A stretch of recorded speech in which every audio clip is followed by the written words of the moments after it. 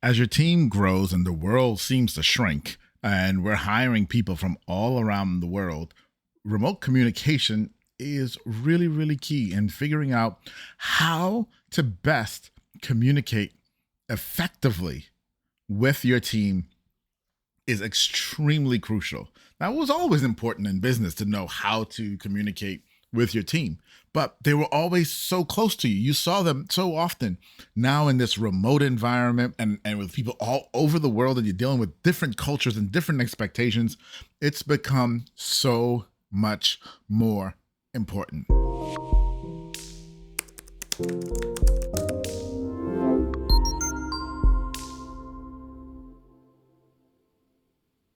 Hey everybody, welcome to the Build Your Team show. I am your host, Atiba, and guess what? If you're looking to build a team for your business because it's time for your business to grow, you are in the right place. I've been building teams for over 20 years for my companies, highly productive teams, and I'm here to share with you a lot of the stuff that I have learned over time. And there is nothing bigger with team than communication. Nothing bigger, because if the communication fails, everything else goes out the window. And so we must get our communication right. And so let's dive into this and talking about how we communicate virtually well. And I've got 7 tips for you. That's 2. 7. I've got 7 tips for you today that I use to help communicate more effectively. Y'all ready? Let's buckle up. Let's jump into this. The first one is you've got to establish really clear communication guidelines. Really clear communication guidelines up front. Let people know what you expect. So, do you expect that you communicate every single day? Do you expect that you check in twice a day, 3 times a day? Do you expect that if you send a message or ask a question that you get a response within 3 hours? What are your expectations? Making sure that everybody on the team understands what everybody else's expectations are go a super long way. A super long way. You know, one of the things that happens in virtual teams a lot, I've seen this a ton, is we, especially as the employers, because people are virtual, we may send a message or send something on a weekend and almost expect for them to respond. And some people will, and some people won't.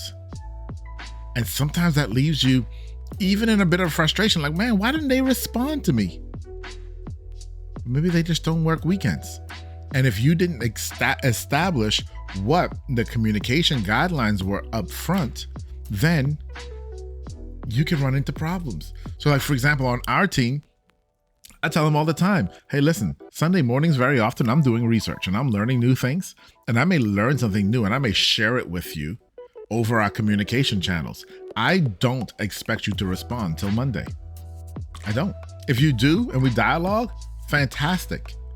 But I have no expectation that you're going to respond until Monday.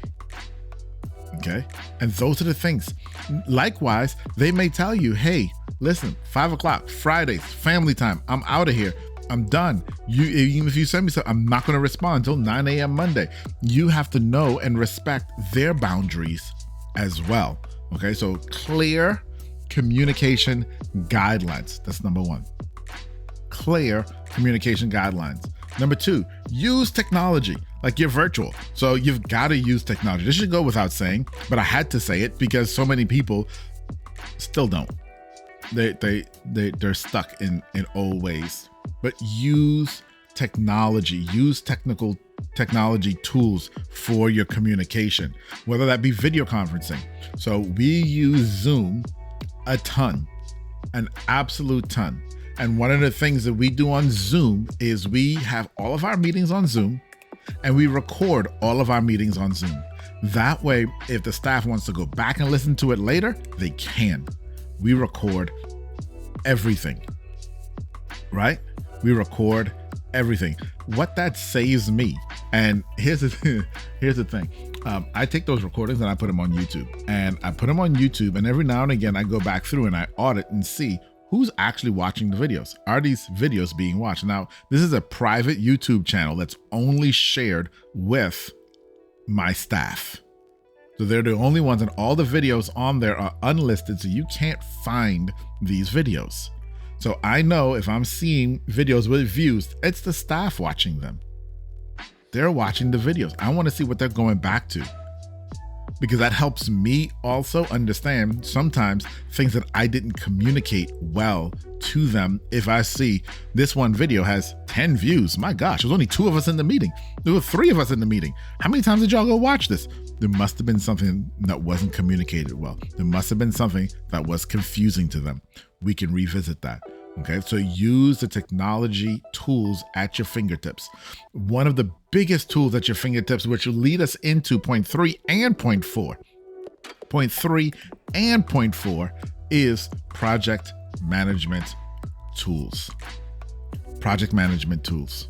Okay, so my point number 3 is you do want, and we talked about this a little bit, number 1, about establishing communication. You do want to check in regularly. So beyond just understanding what their communication frequency is, you want to set a schedule of check-ins. So everybody on my staff has a meeting with their manager at least once a week. We have a once a week check-in with everyone and their manager. Okay. Now the managers then report to me and tell me, hey, this is what's going on. We may have an issue here, or we may need to fix this, what have you. My direct reports, we meet once a week as well. We go through everything that's going on and have that regular check-in. Okay. The regular check-in, 1, it will help you make sure the task is staying on track. But 2, it gives you and your employee a set time to have certain conversations. So for my staff, for each one of my staff, I actually keep a list, and I call it the things to discuss list. Each one of them. We use Notion, and we'll put a link down for Notion down below. We use Notion for a lot of our project management type stuff. And on each one of their boards in Notion, or the pages in Notion, there's a section for things to discuss. They have the ability to add things to that list. I have the ability to add things to that list. And so when we meet, we may have certain topics that we know we have to discuss, and then we'll go to the things we need to discuss list. And it's just a running list of things that I need to talk to this particular person about. Right? Or group of people, depending on what the situation is. Okay? But there are no surprises. Because we keep that list, everybody knows what's there. And we can make sure that things get handled. We can make sure that we have these conversations in our regular check-in meetings. Number 4 is you want to stay organized and keep on track of tasks, or keep on top of tasks and tracking your tasks. I said that wrong, right? You want to track your tasks. And that again is where the project management software can help you, whether that's Notion or ClickUp or whatever tool that you're using to manage your projects. Making sure that they're up to date and everyone has bought into using them is going to go a long way for your communication, because it's going to be an objective look at what needs to be done and when it needs to be done by and who it needs to be done by, so that everyone understands their role and their responsibility to the entire team. That's really one of the major benefits of using a project management software. That is that view that everyone has of how they fit and where everything matters for the entire team. Okay. Number 6, my 6th tip. And this is a big one. Don't micromanage your staff. This goes back to establishing clear communication goals and guidelines. If someone tells you that, hey, I want to, and when you're having the conversation about establishing guidelines, I want to check in once a day. I want to check in once every other day. Don't check in 3 times in a day. Okay? you're at that point breaking the relationship. Likewise, if someone tells you, hey, I want you to check in with me 2-3 times a day, then check in with them 2-3 times a day. But whatever you agree to, stay with that, because if you do more than that, you will become a micromanager. And nobody on your staff likes a micromanager. Okay? Now, I know you're thinking, I'm not a micromanager. I just got to make sure this stuff is super important and it's got to be done. And I get that. I completely get that. And I agree with you. I 100% agree with you. And I will tell you that the answer to your question, which I've done other videos on, but the answer to your question is about the culture that you build in your organization, of everyone understanding their role, everyone understanding they fit, and everyone understanding why they are important. When people truly buy into great culture, you don't have to worry about micromanaging and saying, are they going to get it done? Because if they can't, they would have come to you and told you up front. They would have let you know what was going on. Okay? So it's super important, especially in the virtual world. It's easy to micromanage because you can't see people and you're curious as to what's going on and or nervous about what's going on. But I'm telling you, don't micromanage your staff. It will lead to burnout.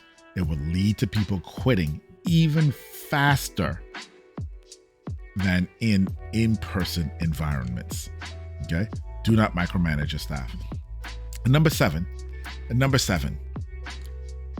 you've got to make an effort to build real, solid relationships with your staff. You've got to ask them questions about themselves, about their family, about what's going on. Find out how they're doing with things. Have fun with them. Have easy times with them. Not everything be all about work. Laugh, joke. Because in this virtual environment, it's so easy for people to feel disconnected and like people don't care. And so show them that you care. Show them that you care, and they will return that care to you and your business. Okay, super important. So guys, those are my 7 tips for you. Those are my 7 tips. Running back through them really quickly.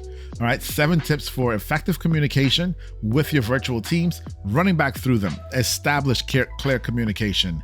Make use of technology. Check in regularly based on how you set up the communication guidelines. Okay. Stay organized using project management software. Clearly communicate, again, using project management software. Don't micromanage. Once you've done number 1 and once you've done number 3 of checking in regularly and setting the guidelines for communications, don't overdo it. Don't do it. And then number seven,